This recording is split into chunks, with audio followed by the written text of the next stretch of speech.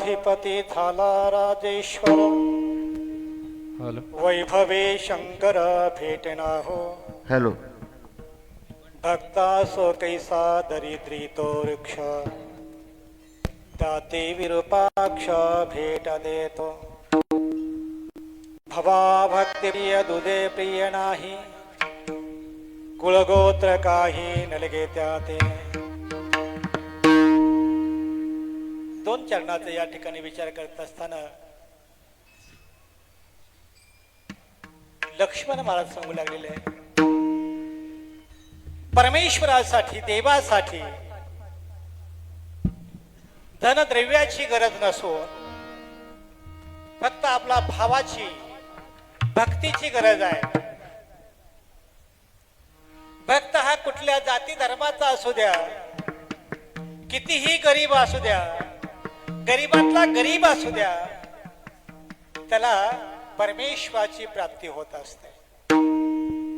फक्त त्या भक्तानं त्या देवाकडे जाण्याचं त्या ठिकाणी साह्यच केलं पाहिजे. बघा कितीतरी भक्त असे काही असताना करतात. एक बार काय झालं, एक बार आम्ही केदारनाथला चालू होतो. प्रत्येक माणसाच्या पायात बूट होता, अंगामध्ये गरम कपडे होते, हातात त्या ठिकाणी मोजे होते, पूर्ण अंगभर त्या ठिकाणी स्वेटर होता, डोक्याला त्या ठिकाणी मुकुट होता आणि प्रत्येकाच्या हातात काठी. कारण बर्फातून जायचं असतं.